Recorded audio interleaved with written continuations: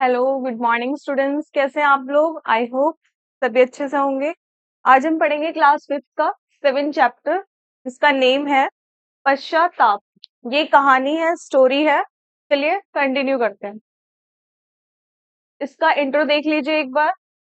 जब मनुष्य की आंखों में पश्चाताप के आंसू आ जाते हैं, तो वह अपने मन से अपनी भूल स्वीकार कर लेता है।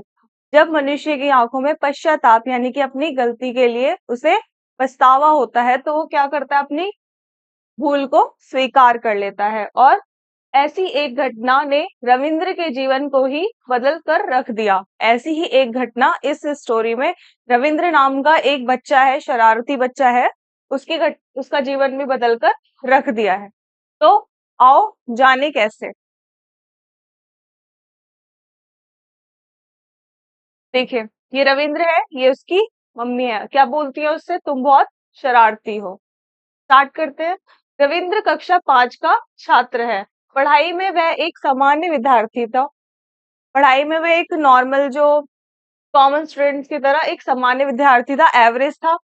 हर साल कक्षा में वो उत्तीर्ण होकर अगली कक्षा में पहुंच जाता था। वो पास होकर दूसरी कक्षा में चला जाता था। इससे ज्यादा कुछ कर दिखाने की वह सोचता भी नहीं था। इससे ज्यादा कुछ करना वो कुछ सोचता भी नहीं था कि मैं इससे ज्यादा कुछ करूं। और सोचे भी कैसे? उसका दिमाग तो हर समय किसी ना किसी शरारत में लगा रहता था। और वो सोचे भी कैसे कि मैं फर्स्ट आ जाऊं या और किसी चीज के बारे में, क्योंकि वो हर टाइम शरारत करने में लगा रहता था। स्कूल में उसके सहपाठी सहपाठी उसके साथ पढ़ने वाले दोस्त और अध्यापक उससे परेशान रहते थे बहुत ज्यादा। और घर में उसकी करतूतों को देख सुनकर माता पिता माथा ठोकते रहते थे। उसकी जो बुरी हरकत थी, उन्हें देख के वो लोग भी परेशान थे। दूसरों को चिढ़ाने और सताने में रविंद्र को विशेष आनंद मिलता था। दूसरों को चिढ़ाने में और सताने में, परेशान करने में रविंद्र को बहुत आनंद मिलता था, बहुत खुशी मिलती थी। उसकी कक्षा के विद्यार्थी तो उससे बहुत ही परेशान थे। उसकी क्लास के जो बच्चे थे उससे बहुत ज्यादा परेशान थे। कभी किसी की कॉपी गायब हो जाती, तो कभी किताब, तो कभी किसी की कॉपी के पन्ने फटे मिलते, तो कभी कमीज पर स्याही छिड़की मिलती। इस तरह की हरकत वो करता रहता था। कभी ब्लैक बोर्ड पर क्लास मॉनिटर का चित्र बना होता, तो कभी किसी अध्यापक का। तो देखिए इसने क्या करा, ब्लैक बोर्ड पे अपने क्लास मॉनिटर का चित्र बनाया और ऐसे इंडिकेट करके दिखाया कि देखिए ये क्लास का मॉनिटर है। देखिए कितनी शरारत की इसने। और कभी अध्यापक का, कभी टीचर्स का भी बना देता था। सभी छात्र जानते थे कि ये शरारतें किसकी थी। सभी को ये चीज पता चल चुकी थी कि ये शरारतें कौन करता और किसकी हैं। सभी जुबान में वे रविंद्र को भला बुरा भी कहते थे। दबी जुबान में वो उसके सामने तो नहीं, लेकिन हाँ उसे वो बोलते रहते थे उल्टा सीधा। पर किसी में इतनी हिम्मत नहीं थी कि खुलकर उसका विरोध कर सके। पर कोई उसका खुलकर विरोध नहीं करता था। विरोध करने का मतलब था अपने हाथ पैर तुड़वाना। अध्यापकों ने भी अनेक बार उसे समझाने का प्रयत्न किया। जो उसके टीचर्स थे, उन्होंने भी उसे कई बार समझाने की कोशिश की। जब समझाने से बात न बनी, तो वे समझ गए कि लातों के भूत बातों से मानने वाले नहीं हैं। जब वो समझाने से वो समझ नहीं पाया, तो उन्होंने सोचा कि अध्यापक ने कि जो लातों के भूत हैं वो बातों से नहीं मानेंगे, और उसे कड़े से कड़ा दंड भी दिया दिया गया। यहाँ तक कि एक बार तो उसका स्कूल से नाम ही काट दिया गया। एक बार उसका स्कूल से नाम काट दिया। पर उसके माता पिता की प्रार्थना पर फिर से नाम लिखना पड़ गया। पर उसके माता पिता ने बहुत प्रार्थना करी, बहुत रिक्वेस्ट करी, उसके बाद उन्होंने उसको स्कूल में ले लिया। आखिर अध्यापक उसके माता पिता के दुख को समझते थे। उसके माता पिता के दुख को अध्यापक भी अच्छे से समझते थे, कितना शरारती बच्चा है इनका। माता पिता भी उसे हर तरह से समझा समझा कर हार जाते थे।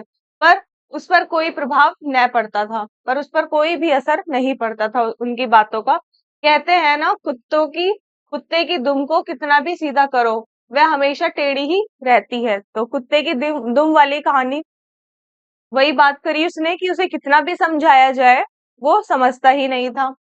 ऐसा ही कुछ था रविंद्र के साथ। ऐसा ही कुछ था रविंद्र के साथ। एक दिन उस कक्षा में पंकज नाम के एक नए लड़के ने प्रवेश लिया। पंकज नाम का एक न्यू स्टूडेंट क्लास में आया।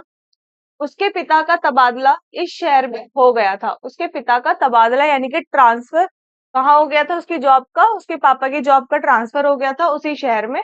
इसीलिए उसे सत्र के बीच में नए विद्यालय में प्रवेश लेना पड़ा। सत्र के बीच में ही उसको प्रवेश लेना पड़ा।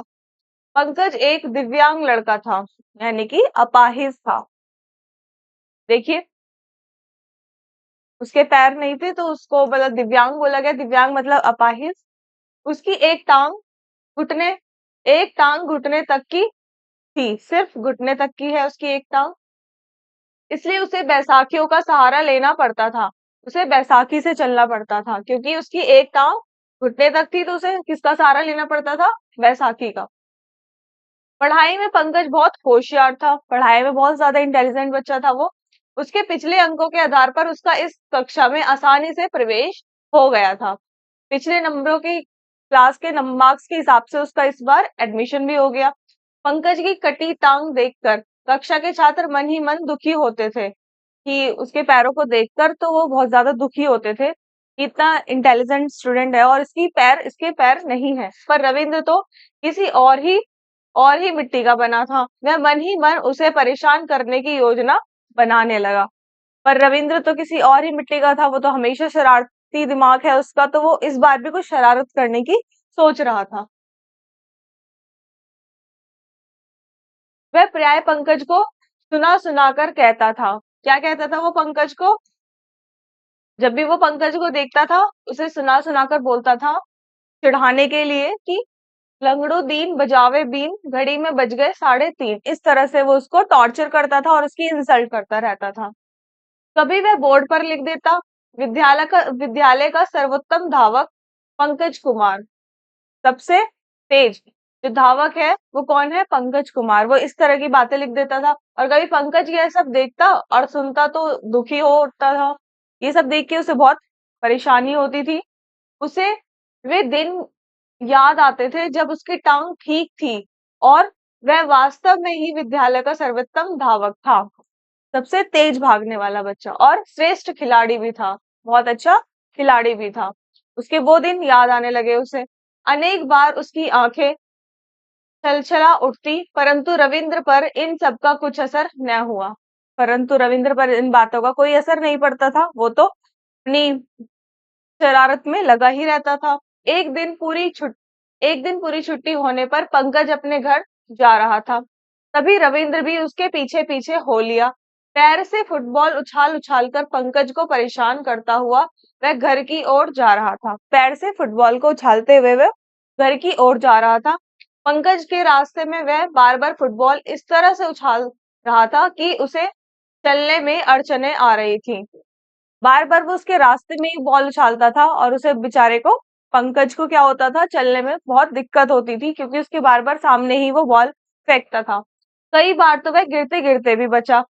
वो पंकज को गिराना ही चाहता था रविंद्र, इसलिए उसके सामने बॉल बार बार फेंकता रहता था, तो वो कई बार तो गिरते गिरते भी बचा। पंकज को परेशान करता हुआ आगे पीछे देखे बिना वह बीच सड़क में चल रहा था। पंकज को परेशान करने की होड़ में वो न वो आगे पीछे कुछ देखता नहीं और बस बीच सड़क में चल रहा था। लगातार आती जाती गाड़ियों की भी उसे तनिक परवाह न थी। लगातार जो गाड़ियां आ जा रही थी उससे भी उसे कोई परवाह नहीं थी, वो तो अपनी शैतानी में लगा हुआ था। अचानक फुटबॉल के पीछे वह तेजी से दौड़ा और एक कार की चपेट में आ गया। वो फुटबॉल के पीछे दौड़ा और एक कार पीछे से आ रही थी और वो उसकी चपेट में भी आ गया। सड़क पर भीड़ इकट्ठी हो गई। भीड़ में से रास्ता बनाता हुआ पंकज रविंद्र तक जा पहुंचा। पंकज गया उसके पास। उसने कार वाले से प्रार्थना की कि वह उसके दोस्त को अस्पताल तक पहुंचा दे। उसने कार वाले से प्रार्थना करी कि उसके दोस्त को अस्पताल तक ले चले। उसने रास्ते भर वह रविंद्र को देखकर चिंतित था। रास्ते भर वो रविंद्र को देख के बहुत ज्यादा चिंता में था, परेशान था कि कहीं वह भी उसके जैसा अपाहिज न हो जाए। वो इस चीज से परेशान था कि कहीं ये रविंद्र भी मेरी तरह अपाहिज ही ना हो जाए। कार वाले व्यक्ति ने शीघ्र ही रविंद्र को अस्पताल पहुंचा दिया। उसके माता पिता को भी पंकज ने सूचना दे दी। रविंद्र के माता पिता को भी उसने सूचना दी। समय पर चिकित्सा सुविधा मिल जाने से रविंद्र को जल्दी ही होश आ गया। उसे टाइम पर हॉस्पिटल ले जाया गया, इसकी वजह से उसे समय से जल्दी उसे होश भी आ गया। और रविंद्र के माता पिता ने पंकज को बहुत बहुत धन्यवाद भी दिया। आज उसी की वजह से उनका पुत्र मृत्यु के मुंह से लौट आया था। अगर जरा भी देर हो जाती हॉस्पिटल आने में तो उसे होश नहीं आता। तो पंकज का धन्यवाद दे रहे थे उसके माता पिता। जब रविंद्र को पता चला कि पंकज ने ही उसे अस्पताल पहुंचाया है और उसकी देखभाल की है, तो उसकी आंखों से पश्चाताप के आंसू बह निकले। यानी कि अब उसे अपनी करने पर शर्मिंदा होना पड़ा। अब उसे अपनी गलती रियलाइज होने लगी और जो बात उसके माता पिता व अध्यापक उसे नहीं समझा पाए थे, वही बात आज उसके साथ घटी एक घटना ने उसे समझा दिया, समझा दी। तो जो उसके माता पिता अब तक उसे नहीं समझा पाए, तो इस घटना ने उसको समझाया। अब उसे समझ आ चुका था कि उसकी शरारत का फल क्या हो सकता है, उसने कितनी शरारतें की हैं। रविंद्र का बदला बदला रूप देखकर उसके माता पिता फूले ना समाते थे। अब उसके माता पिता को भी बहुत खुशी हुई कि उनका बच्चा अब सुधर गया है। उसके सहपाठी प्रसन्न थे। अब उसके सहपाठी, उसके साथ पढ़ने वाले बच्चे भी बहुत ज्यादा खुश थे। अध्यापक उस पर गर्व करते थे, उसके टीचर्स को उस पर प्राउड होता था। और सबसे अधिक खुश था उसका प्रिय मित्र पंकज, और उसका पंकज मित्र बहुत ज्यादा खुश था कि अब वो सुधर गया है। तो देखा बच्चों आपने कि बाद में पछताने से तो अच्छा है कि आप पहले ही अच्छे हो जाएं। कैसी लगी आपको ये स्टोरी? आई होप सभी को अच्छी लगी होगी।